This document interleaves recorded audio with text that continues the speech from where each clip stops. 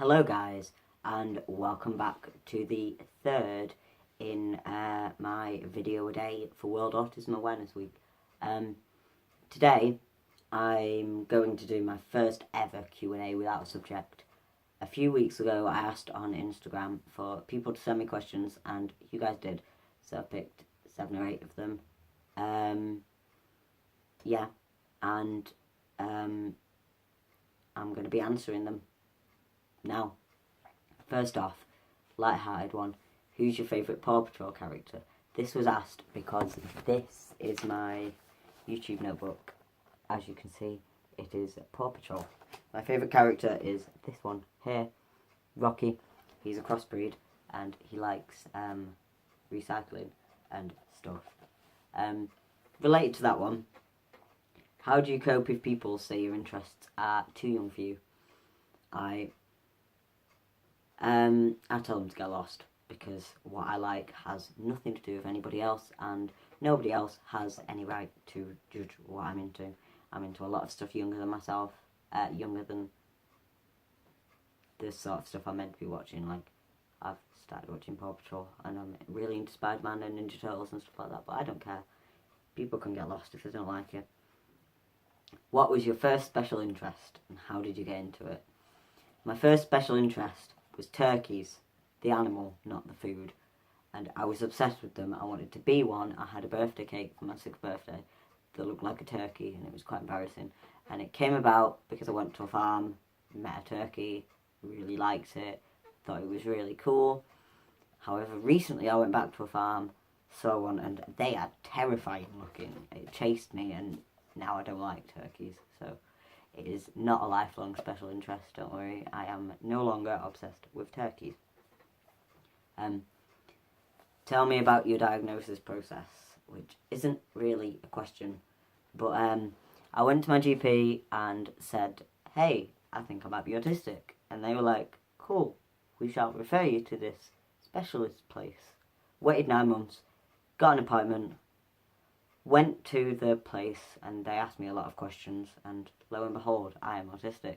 I did a video 2 days ago in more depth, so if you haven't seen that and would like to, check it out, because I talk about it a little bit more in depth, not that much more in depth. Top 5 Chewigems. I have them here, but I've just realised I have a prop for the next question, so I'm going to have to zip off and get one. Top 5 Chewigems.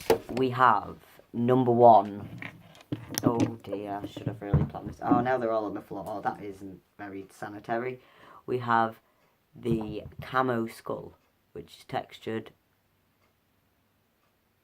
Oh, it's not going to show up. I'm going to do a review on this when I get my actual camera, because, yeah, I'm going to do a review on this in a week, so this will be the next Chewy I'm reviewing.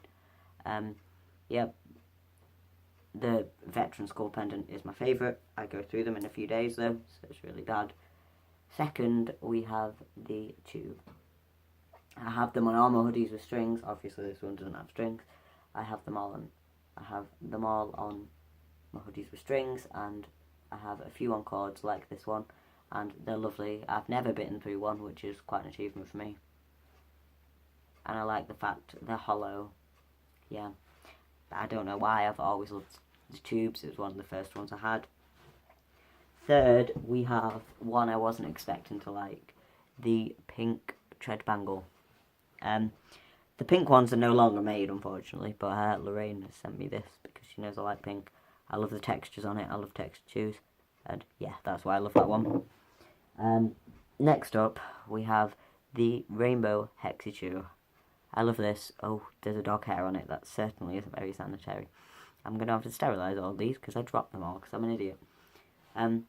I love this. 1, because I'm very gay. 2, because I never thought I'd use handheld chews, but I've started using them when I'm like on my DS, so I don't chew the stylus, because I've chewed through about 5 styluses in the past week.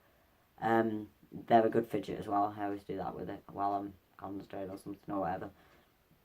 And it's just a good all-rounder. There's loads of different thicknesses on it. There's textures, which I love. I love textured chews, as you all know. And yeah, I love that one. Last but by far not least, we have the board pendant. This was the first board pendant I had. It is the least cracked one, but it's still cracked, as you can see there. It's cracked in the middle, in between the two colours there. Yeah, the board. It's good because it can reach the back of my mouth, which not many of my favourite chews do. I'm going to have to go and sterilise all of them in a minute. I'm going to have to zip off and find a prop for the next question. Back in a minute. What is your favourite type of tangle? This is my favourite type of tangle. It's the blue, clear, green and orange textured one. I love textured tangles. This colour scheme just really appeals to me, and I don't know why. This isn't my favourite one. This was just the first one I could find because I don't have one in my pocket.